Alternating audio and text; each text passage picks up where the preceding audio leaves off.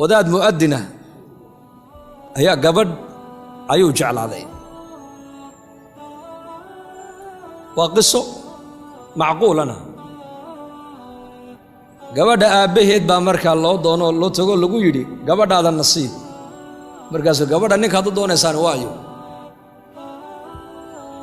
markaasaa la yidhi waa ninka hebel hebel la yidhaah. markaasuu muxuu ka shaqeeyaa? markaasaa lagu yidhi masaajidku ka addimaa. wuxuu yidhi gabadhayda mu'adin ma siinayo.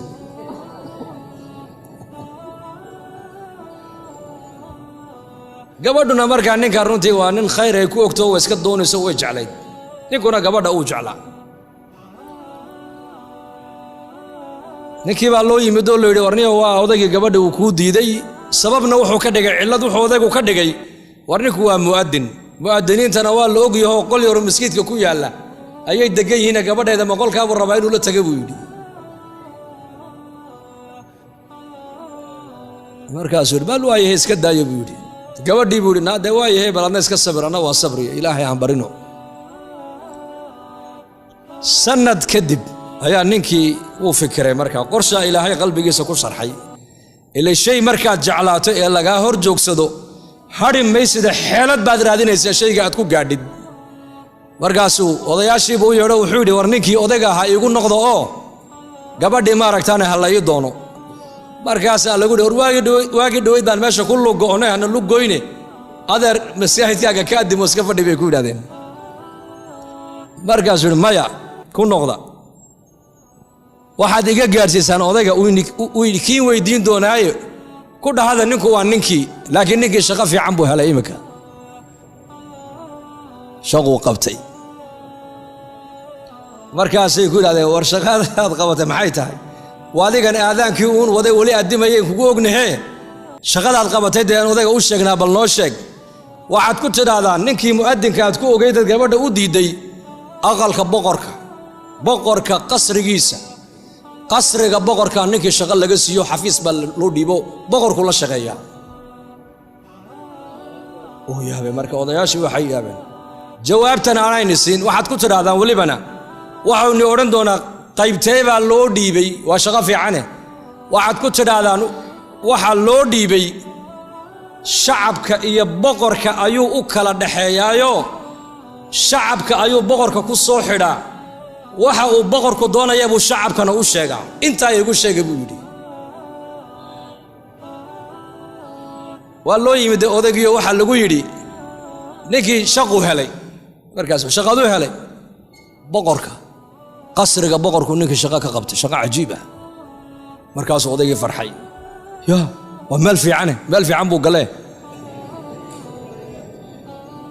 meel fiican buu galay. dhegayso. markaasuu yidhi qaybtee buu ka shaqeeyaa? boqorka ilayn xafiisyo badan buu leeyahay. waxau ka shaqeeyaa shacabka iyo boqorka ayuu u dhaxeeyaayo labadaabuu isku xidhaa. ka dhahada buu yidhi labadaabuu isku xidhaa. wayba fiican tahe. wiilal badanoon dhalay baaba shaqayna kuwaabuuba shaqo noogu raadina buu yidhi. gabadhii waa la siiyey, uu iska guursaday, aadaankii uu iska wataa. odaygii baa yidhi aawo shaqaduu qabtay. wuxuu yidhi adeer shaqadaan qabtay waa aadaanka. aadaanku waa maxay? aqalkan waa aqalkii boqorka weeyaan, malikalmuluuk aqalkiisii weeyaan. mu'adinku waxau ka shaqeeyaa shaqo kale ma qabtee ilaahay iyo addoomihiisu isku xidhaa mu'adinku. salaaddu markay gaadho ayuu mu'adinku masaajidka xagga sare u baxayaa. xaya cala asalaa, xaya cala alfalaax buu leeyahay. kii meheradda ku dhex jiray meheradda dhex joogay ayuu leeyahay ilaahay amarkiisii baa gaadhay, salaaddii wakhtigeedii baa gaadhay, liibaanta xilligeedii baa la gaadhay, kaalayoo amarka ilaahay gudo waad ku liibaanaysaa buu leeyahay mu'adinku. marka inagu zamankan maanta aan joogno waa zaman dadka maaddada ayaa kor martay. maaddada waxaa dhacda dadka inay ku qiimeeyaan muxuu asbaab adduunyo uu haystaa. walaakiin zamankii nebigeenna calayhi salaatu wassalaam qofka waxaa lagu qiimaynayey diinta qofku uu leeyahay baa lagu qiimaynayey.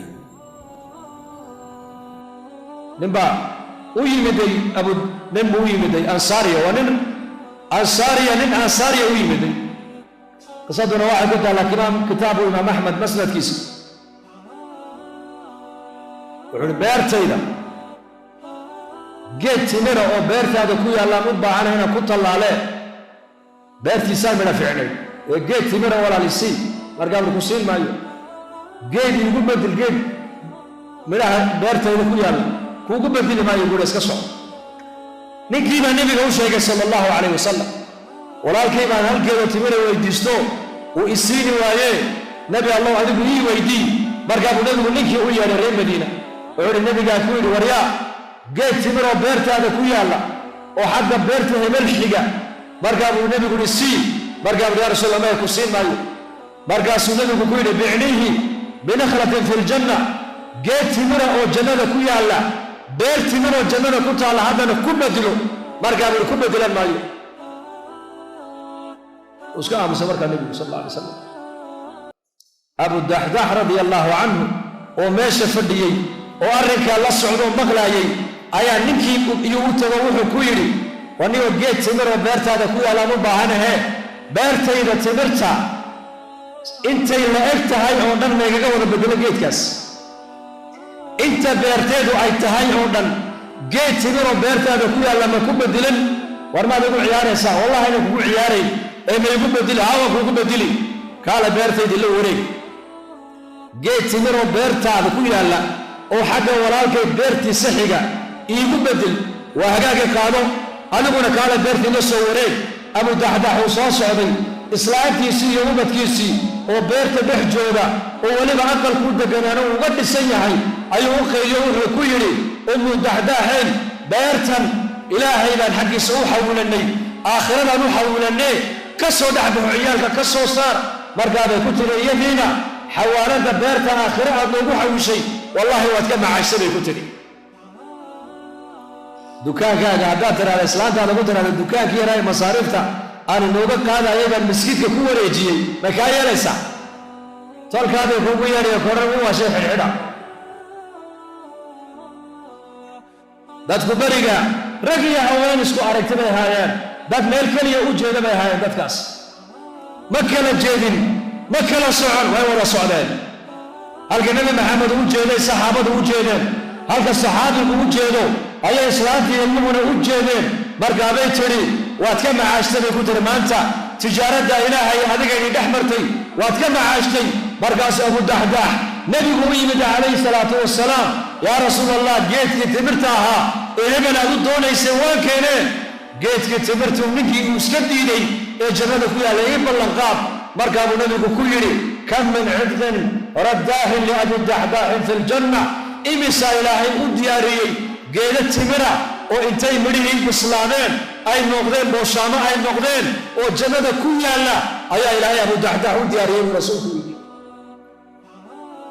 geed timira oo jannada ku yaalla ninka loo ballan qaaday ma dhici karta isagu naar inuu galo yaa may isagu jannu galayaa waayo ninka geed timira loo ballan qaaday bimacnaa isagu waa ahlaljanno markaa saxaabadu waxay ahaayeen indheergaratay ahaayeen war maxay ahaayeen indheergarad inaku indheergarad maxaa u taqaanaa kuwa hay-adaha la shaqeeya indheergarad iyo kuwa salaad miaan tukanaya siyaasadda ka hadlay siyaasadda taariku salaa maqaaciduu fadhiisan habeen iyo maalin waxaa loo diray buu ka sheekay wixii dadkiisa ahayd loo ilmoobay kaabay soomaalidu u taqaanaa khabiir indheergarad indheergarad waa ninka naftiisa yaqaana waxa naftaada u wanaagsan waa inaad garataa waxa rabbiga u wanaagsan waa inaad garataa waxa reerkaaga u wanaagsan waa inaad garataa waxa dadkaaga u wanaagsan waa inaad garataa waxa dalkaaga u wanaagsan waa inaad garataa hantida dal uu leeyahay hantida ugu wanaagsana dal uu leeyahay waa dadkiisa indheergaradku waa ninka dadkiisa wanaajiya oo dadkiisa ka shaqeeya miskiin dawarsanaya ayaa nin ganacsado ah aqalkiisii buu ku soo beegmay xilligii duhurkii albaabkiisa soo taago wuxuu yidhi ninkii miskiinka ahaa war ninkii alla wax siiyo wax naga sii waxaa ilaahayna siiyey odaygii maalqabeenka ahaa baa maqlay inamadiisii buu yidhi aabba ninkaa miskiinka ee albaabka taagan soo geliya ii keena waa nin miskiin oo baahan waa la soo geliyey aqalkii fadhigaa la fadhiisiiyey odaygii baa yidhi adeer maxaad lahayd dee nin dawarsanayaan ahoo erayadan aan ku celceliyaa waa maxay ereygaa tidhi ninkii alla wax siiyow dee waxa alla ku siiya wax naga sii haya balalkaa fadhiisa buu yidhi waraaba qada u keena bariis baa loo keenay uu cunay hilib baa loo keenay uu cunay maraq baa loo keenay uu cabbay sharaab baa loo keenay uu cabbay kalluun baa loo keenay uu cunay baastaa loo keenay uu cunay digaag baa loo keenay uu cunay wixii aqalka cunto la keenoo dhan waxba kama tegin wax walba uu cunay nin miskiin oo baahan ka warran waxa lee wixii loo keenay alam yajidka buu yidhi maxaa ma dhaafinba miyaanan ku helin odaygii baa yidhi aabba anigana cunnadayda ii keena buu yidhi odaygii ganacsadahe maalqabeenka ahaa ee aqalka iyo gawaadhida dhex taallaya waxa ubada dhex jooga ilaahay uu siiyey asaga waxaa loo keenay odagii bariis yaroo cad iyo cano dhanaan baa loo keenay wuxuu yidhi adeer idhegayso ninkii alla wax siiyow na siiya baa tidhi aqalka cuntadii lagu kariyo dhan waa lagu keeno waad cuntay anigii aqalka iska lahaayee waxaasoo hantiya ilaahay siiyeyna labadaa baan ka cunaa labadaa oo dhakhtarkayga ayaa igula teliyoo yidhi dhiikar baad leedahay wax dhanaan ha u dhowaan dhakhtarkaa igula teliyoo yidhi macaan baad leedahay wax macaan ha cunin dhakhtarkaygaa igu yidhi subag iyo dufan badan baad leedahay hilib iyo maraq ha u dhowaan haddaad doonto inaad maalmo adduunyada caafimaad ku sii joogtidna dhakhtarku wuxuu tale igu siiyey bariiskaa cadiya caanaha dhanaan inaan ka cunee adiguna waxaa tidhi wixii aqalkaa la keenoona waad cuntee labadeenna kee baa ilaahay wax siiyey buu yidhi markaas ma ninka wax walliba cunay baa ilaahay wax siiyey mise miskiinka caanaha dhanaan iyo bariiska cad cunaya kee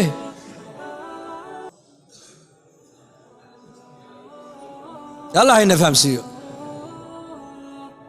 allah hayna fahamsiiyo nicmadda intaad haysato uun eeg inta kaa maqan ha eegin waxaad adigu aad haysatid maalqabeenku ma haysto madaxdu ma haystaan